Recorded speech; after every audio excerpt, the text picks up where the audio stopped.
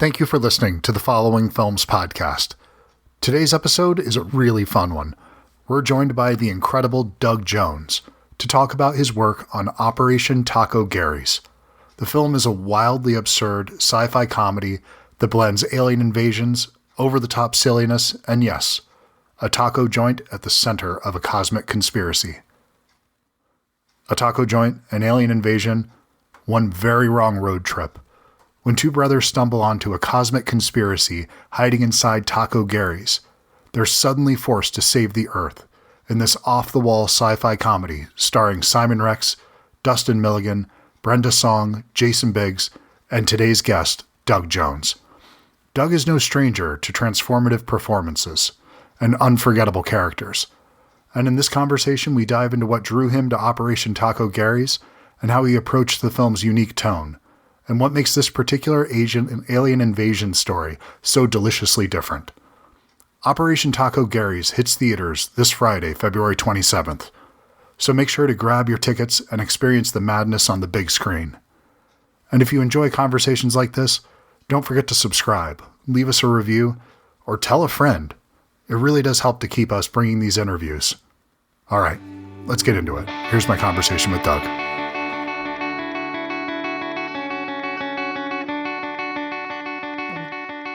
Hey, Doug, how are you today?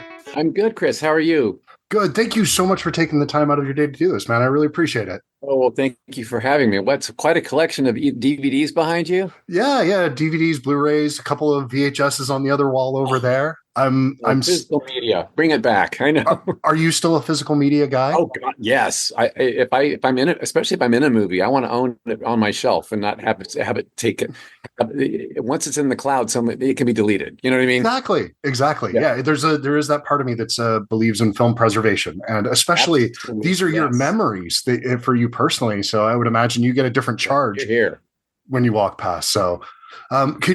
Just one question though, when you're organizing your films, do you organize them by alphabetical order? Do you go by genre, or do you go by director, writer, something? How do you organize it? Or genre? Okay. Because I'm in a house with Mrs. Laurie, and her collection would be more frock dramas and Downton Abbey style things.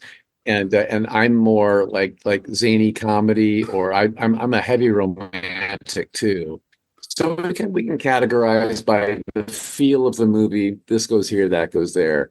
That makes a lot of sense. And so the zany comedy side of you, which I don't think a lot of people get to see enough of, because goddamn, in Operation Taco Garry's, the moment you step on screen, it's just you're hoping the film is building to this personally.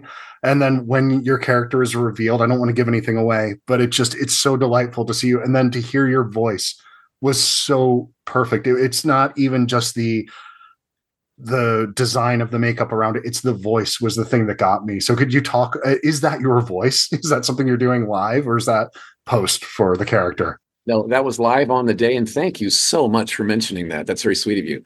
As an actor, I like to, whether I'm playing, I have quite a career under rubber bits and monsters and creatures and aliens. And whether I'm playing one of those or I'm playing a human, more often than not now, I still have to embody that character from head to toe. So that means a physical embodiment that will change your posture, your expressions, your gestures, all of that. Everybody's employed. Every limb you own is employed in that character. That also includes the voice. And so I do like to affect a sound for a character that's more fitting for him than maybe what I'm speaking with right now. So he was an alien who's very intelligent, but also very matter of fact, and very he's orchestrating the takeover of Earth and the destruction of it for his own species' sake. So I think so. I loved his very straightforward delivery, but with a certain sort of sound that was more like this, and it sounded like, okay, so I wanted to make him not quite like any human you've heard before, So thank you for noticing. It's very sweet. Of course. Well, it was the thing. It's the character design, and then which is just your makeup, and then the eyes, and then that voice, and what's coming out of your mouth. It was just such a delightful collage of elements that I never would have put together. That just worked so beautifully. Just like you're introducing, within 2 seconds, you're talking about the way you're talking about picante guacamole is just so wonderfully absurd that there is. I can get as serious and as criterion as anybody else and love that stuff. But Yes. I really appreciate just something that isn't afraid to be silly. And this movie loves being silly. So thank you for that. It's a And reprieve. I too love being silly, and that's why this sang to me when I read the script. I was like, "Oh my gosh, we're going for it." Uh, I grew up watching comedy and relating to comedy more. And I wanted to get into acting originally as a kid because of comedy. So getting to take science fiction and add comedy to it, oh, come on now. Now I'm in heaven. So that's why. So then, well, you can't. It's one of you couldn't imagine when you're thinking about getting into acting that you would be the guy that was known for working underneath rubber and prosthetics and Never all thought that those. was going to get. Because I remember, when I was really young, I loved Tim Curry's performance when he played the devil. And the one Yes. thing he talks about when is hiding his eyes. And that was something that stuck with me when I was, throwing my toes into the waters of acting. And it was Yeah. at the very least, I need to keep my eyes. I need to keep my eyes. And you lose your eyes constantly. And Yeah. you're acting, you lose your eyes here and you're acting. How the hell do you do that? Act without your eyes? That's tough. It is tough, and most actors we rely on the subtleties behind the eyes. Yeah. Uh, well, when your eyes are covered, now you have to use everything else. It's kind of like when a human being has the misfortune of losing their hearing or losing their Sure. vision, the other senses kind of step up a notch to take up the slack, right? Same thing happens when you're losing a piece of yourself visually for the audience. If I'm covered in a makeup and they can't see me smile, I have Yeah. to affect a smiling something with the rest of me, right? So I think that's what happened here. Now I'm wearing less makeup than usual as the elder in Taco Gary's. Uh, You're wearing a lot less than usual as a whole. Period. I know. I know. It was kind of naked me with an apron on until the end when I reveal my gold Speedo with quite a package, I might add, a otherworldly package. And there's a reason for that, of course. But, but um, yeah, but I forgot what the question was, but good. That's fine. That's totally fine. I'm sure it was not even that great of a question on my end. So I'm not worried about it. It's totally reasonable excuse to let go of that one. But so then when you sit down and watch this, when you share this film with others, how do they react to it, seeing you in something like this? Because there's a vulnerability to being this silly. I think this is probably telling a joke is by far more vulnerable than doing a dramatic scene to me. Because when you fall flat with a joke, that's horrifying. Right. A laugh is a harder thing to get than a scare. Yeah, I've always believed that. And so yeah, with this one, I I think the secret to for me when it comes to comedy is I've always given such a bizarre script and such outlandish things had to come out of my mouth and out of my body. And I thought, okay, I must do this with the conviction that this is the most important and serious thing ever. If you do it that way, then the fun in there somewhere, I think. And I felt, and I was playing with very funny people. When you're doing scenes with Simon Rex and Dustin Milligan and Jason Biggs, you're in really good company where we all understand comedic timing, and everyone's funny was different than the other person's funny. They all had their own brand of funny, and so, but it all really worked in concert with each other really well, I thought. Well, there's people that are doing things that are very. I know you're told that there's no such thing as big and small in acting, but there's Hmm. performances that are broader than Oh others. There's yeah, people that are yeah, yeah. doing more internal stuff that I think that you're doing something that is just for you while you're presented in a very outlandish way. You're actually not the most overt character. You're presented in the most overt way, but you're, as you said, you're presenting it in a kind of reserved and almost mannered way, which makes it all the more delicious. Yeah, thank you for saying that. That's very yeah, because my look was quite outlandish enough, and but I think because he's done this many times before, he's probably taken over several planets by Sure. now. Probably why he was given this position of authority with my species. I'm the elder who's like kind of the orchestrating the takeover, and I'm the head honcho here. And I rose to that probably because I was good at what I did, and that means I know the bullet points of what we need to do, the outline of how to take over a planet. We're on number 3 now, and I'm going to explain it to you very matter of factly, right? And so, was there at all a talk of Dr. Manhattan when you were looking at this character, or because it just, for me, it had a similar feel in a way, and especially even in the end, from The Watchmen. If you're not familiar, the blue naked alien who has a very impressive package. Right, of course. No, I don't remember anyone mentioning that as a study piece, or something that I had to channel. But I can see why you'd say so. Yeah, but my package, I think, was even, well, there's more to it. Emphasis on 2. Doug, I apologize. I'm sure this is not the interview that you were wanting to have today. So. It's absolutely the interview I want. Yes.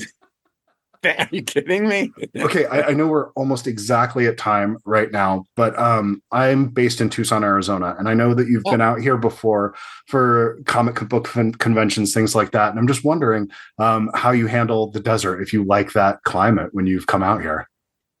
I actually do. I am a bit of a desert rat. I'm a skinny boy, so I'm always shivering and cold before I go.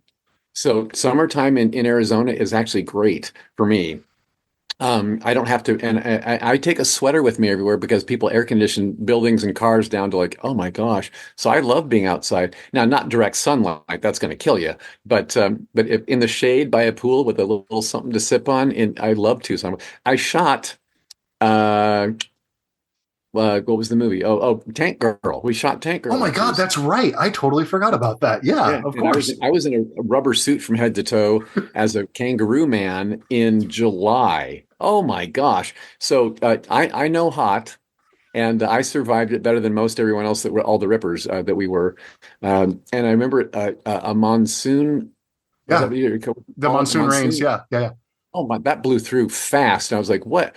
We were dry and like Sahara Desert a minute ago, and now we're in the middle of like, a hurricane. It was literal awesome. Flooding instantly. Awesome. So yes. But Doug, I know we're at time now. I could have done this all day. So thank you so much to do this. I really appreciate it. And congratulations. I mean, that this is how good this movie was, that you're one of those people. I would have thought of 1,000 things I wanted to ask you about, but right off the bat, I was like, oh, Operation Taco Garry. That is on the mind. I really love this film. I had a lot of fun with this. Thank you so much. Congrats, man. That's very sweet of you. Very sweet. Awesome. Thank you. Take care. Nice to meet you, man. Take care. Right. Bye-bye.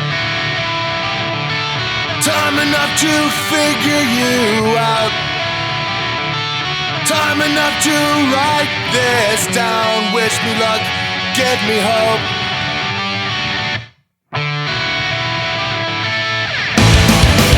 So what